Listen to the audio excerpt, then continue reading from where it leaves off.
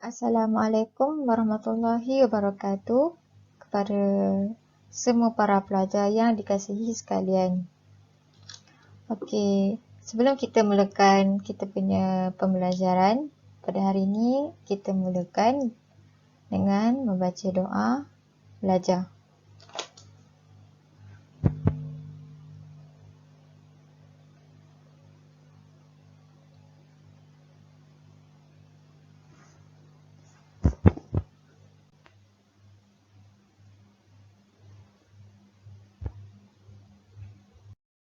Okey, tajuk kita pada hari ini ialah konsep kemaafan.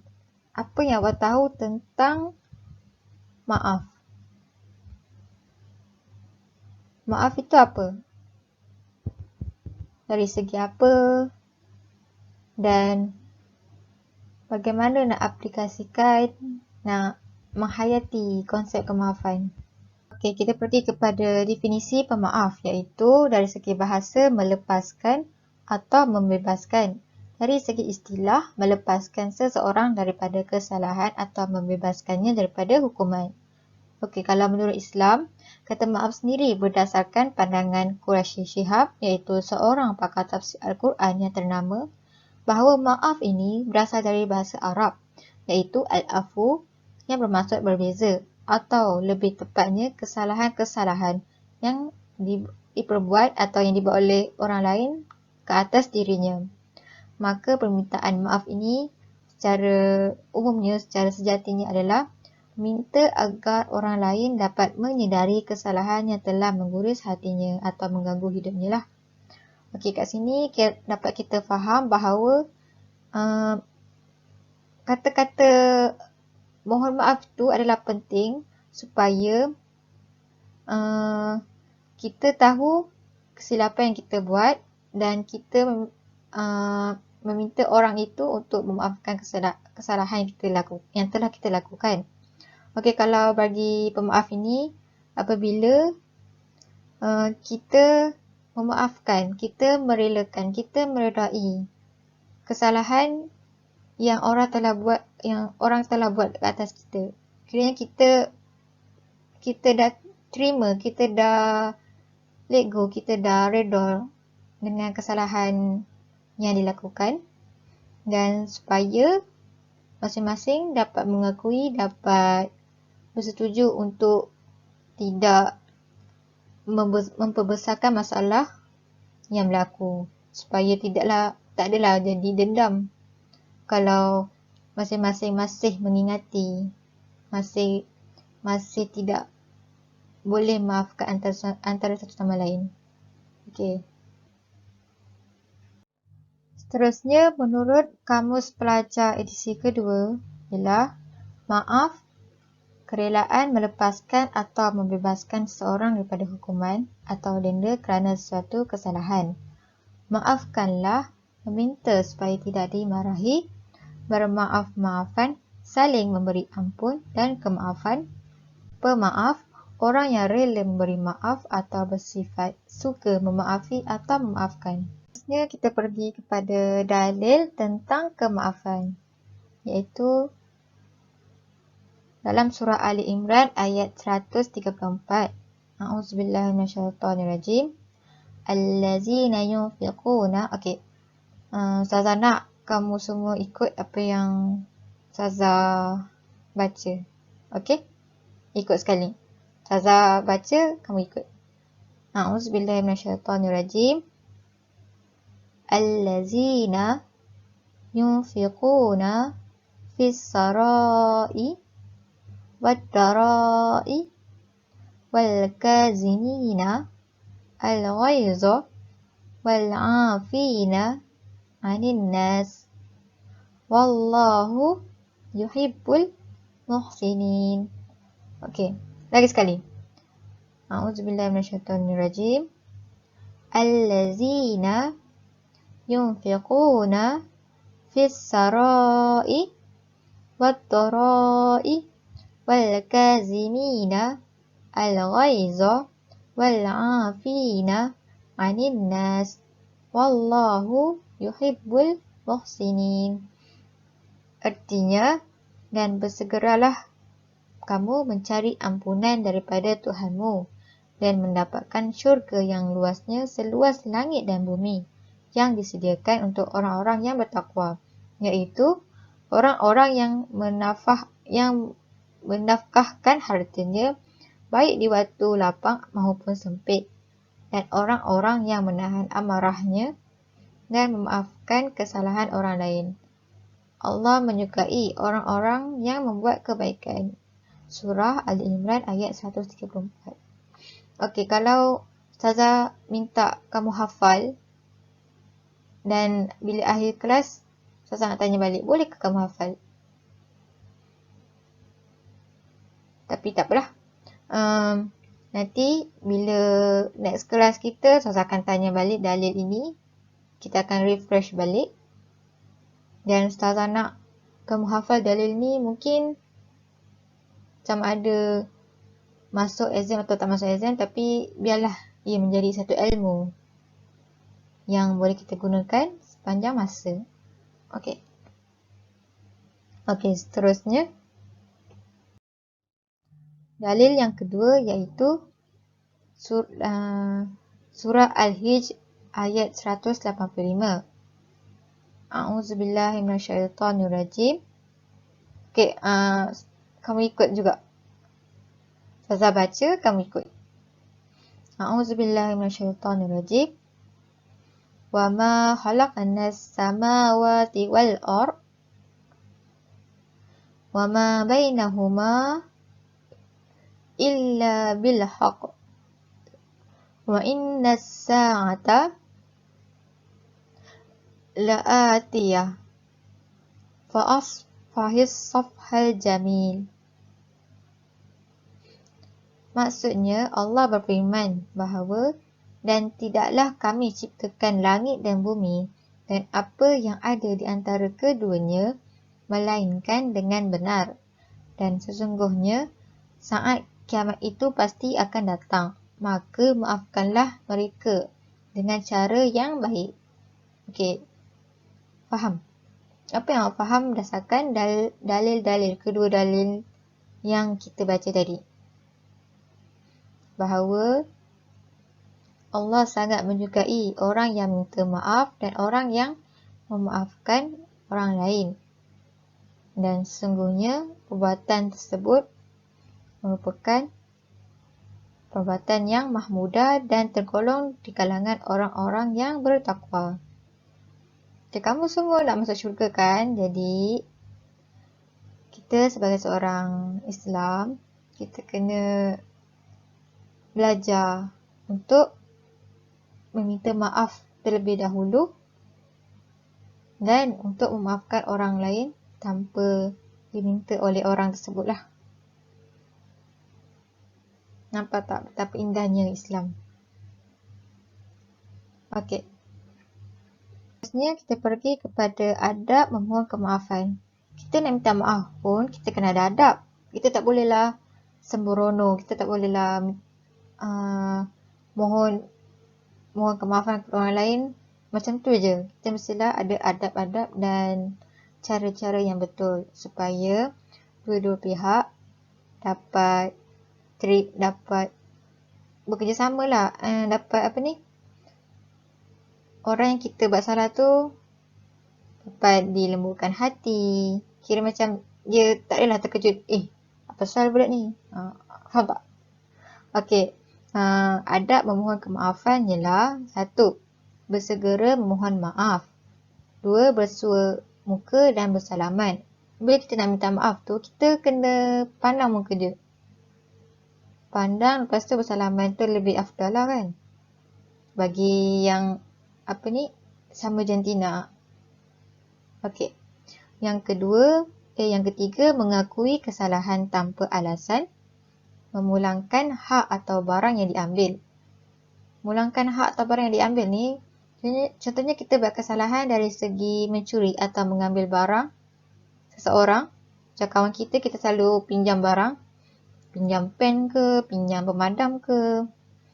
Jadinya bila kita ambil sesuatu barang tanpa keizinan seorang, tu dah dikira mencuri dan dikira satu perbuatan yang tidak elok. Sebab kita tak tahu, mungkin orang tu dia nak guna benda tu segera, tapi bila dia nak guna, dia tengok dah tak ada. Okey, kiranya kita nak minta maaf dekat dia. Lepas minta maaf, kita pulangkanlah apa hak dia punya. Hak barang yang kepunyaannya. Okey, yang kelima, berazam tidak mengulangi kesalahan. Yang keenam, ikhlas mohon maaf. Okey, seterusnya kita pergi kepada adab dan cara memberi kemaafan.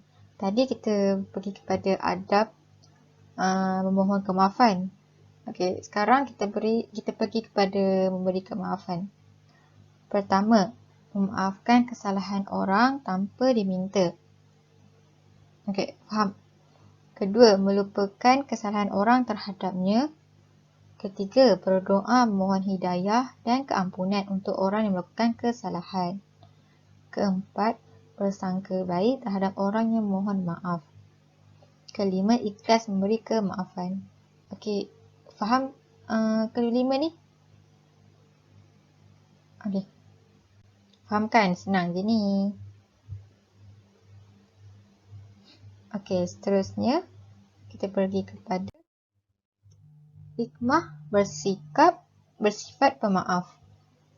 Apa hikmah dia? Apa kebaikan dia? Okey, hikmah terhadap individu, memberi ketenangan jiwa, disenangi oleh orang lain, melahirkan keunggulan peribadi Muslim, mendapat rahmat dan keampunan Allah SWT.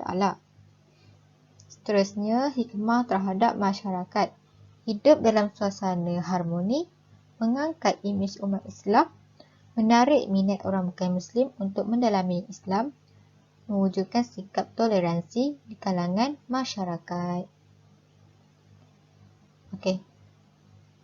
So, dekat sini nak menunjukkan bahawa pentingnya kita bersifat pemaaf dalam kehidupan. Kita tak perlu tunggu orang meminta maaf dekat kita. Sebab ada setengah orang ni dia agak sukar untuk mohon maaf kerana mungkin sebab dia takut atau dia ego atau sebagainya. Itu dia punya masalah sendirilah. Tapi kita sebagai seorang Muslim, kita hendaklah sentiasa memaafkan orang. Sebab memaafkan orang ni adalah sikap yang sangat disukai oleh Allah. Dan sangat dihormati oleh masyarakat. Sebab tak semua orang boleh jadi pemaaf dengan ikhlas. Okey, faham? Okey, seterusnya kita pergi kepada soalan pengukuhan. Di mana dekat sini Ustazah nak ujilah sama ada kamu semua faham ke tak dengan topik kita yang kita belajar sekarang. Okey, pertama, Ustazah akan minta volunteer seorang-seorang untuk menjawab soalan-soalan ini. Okey, pertama, tak apa, kita jawab sama-sama lah jawapan dia.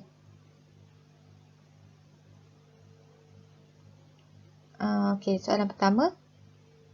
Amalan minta maaf, memohon maaf tergolong dalam sifat ... Sifat apa? Tu ada jawapan kat sebelah tu. Agak-agak yang mana satu? Ali? Bagus. Okey, betul. Sifat mahmudah. Amalan minta maaf tergolong dalam sifat mahmudah. Okey, seterusnya kita hendaklah ... dalam memaafkan orang lain.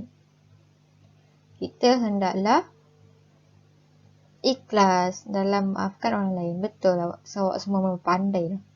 Okey, seterusnya dengan saling meminta maaf, hubungan apa dapat dieratkan antara satu sama lain? Hubungan silaturahim. Betul. Okey, seterusnya kita haruslah sentiasa apa? Sebelum menilai kesalahan orang lain. Kita haruslah sentiasa Cepat, sentiasa bersangka baik sebelum menilai kesalahan orang lain. Okey. Seterusnya, apabila kita ingin meminta maaf, kita haruslah apa? Bila kita nak minta maaf dekat seseorang, haruslah bersua muka antara satu sama lain. Kita hendaklah memandang muka bila kita nak minta maaf, bukan berpaling. Kalau kita berpaling, maksudnya kita nak memusuhi dia, bukan nak minta maaf. Faham?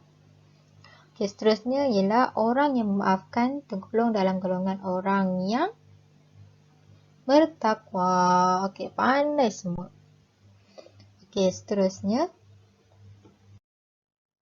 Okey, seterusnya kita pergi kepada soalan nombor 2, iaitu susun semula ayat Al-Quran di bawah menjadi satu ayat yang lengkap. Okey.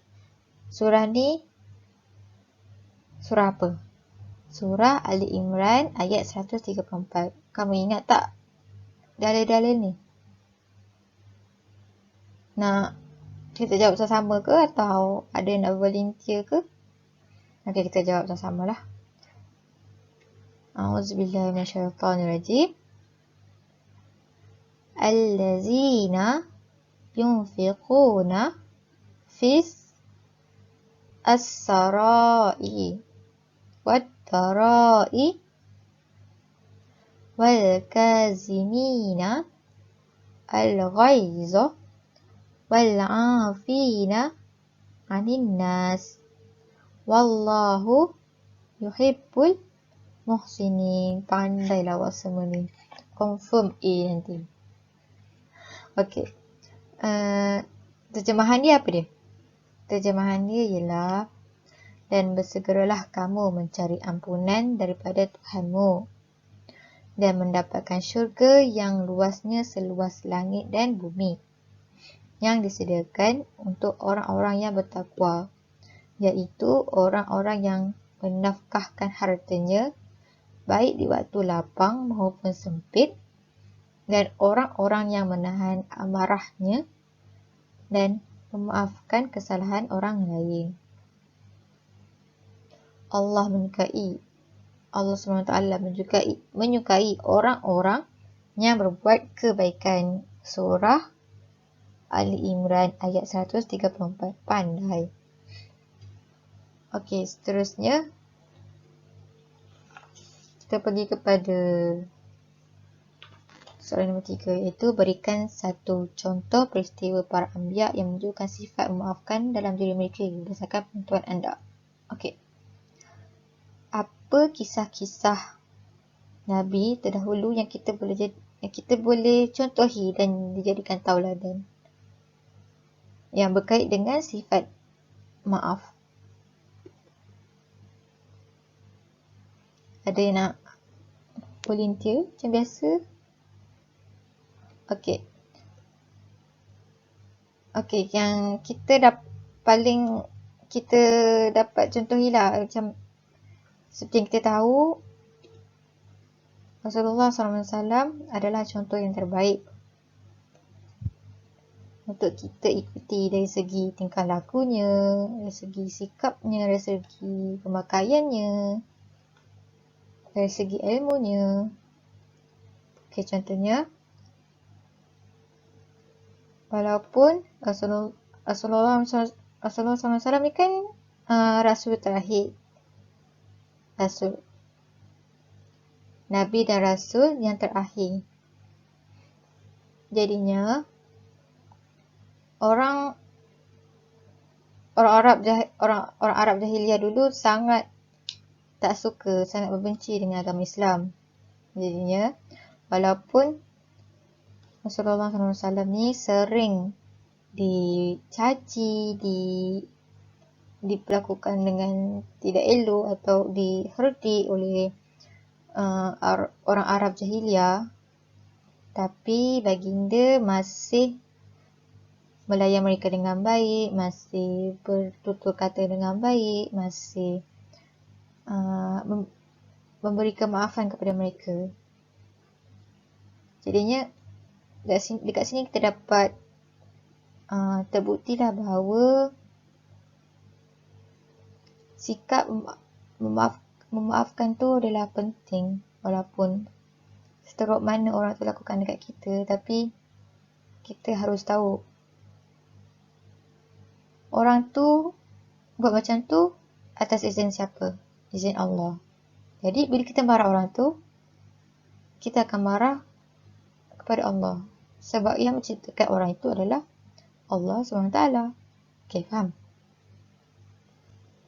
Okey, seterusnya kita pergi kepada soalan nombor 4, iaitu berikan 3 hikmah bersifat pemaaf terhadap masyarakat. Apa hikmah bersifat pemaaf terhadap masyarakat? Saya nak Aiman lah.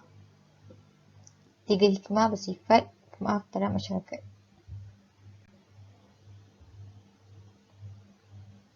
Mendapat kehidupan yang harmoni dan tenteram.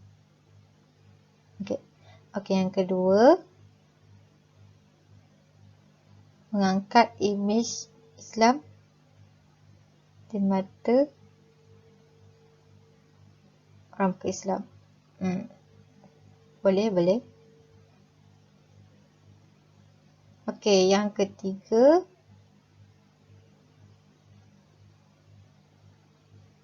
apa yang ketiga? Yang ketiga, dapat menarik minat orang bukan Islam untuk mendalami ilmu agama Islam. Okey, pandai. Okey, jadinya awak semua faham tak topik yang kita belajar pada hari ini? Ada sebarang pertanyaan atau ada sebarang kekeliruan? Bolehlah tanya. Tak ada? Okey, Ustazah harap kamu semua faham dan dapat menghayati ilmu-ilmu yang kita pelajari pada hari ini dengan baik dalam kehidupan seharian. Dan semoga kita semua menjadi seorang mukmin yang bertakwa, seorang Muslim dan Muslimat, seorang yang mukmin, inilah yang bertakwa, yang menunjukkan nilai budi yang baik kepada masyarakat. Okey, sekian. Kita akhiri kelas kita pada hari ini dengan bacaan doa lepas belajar.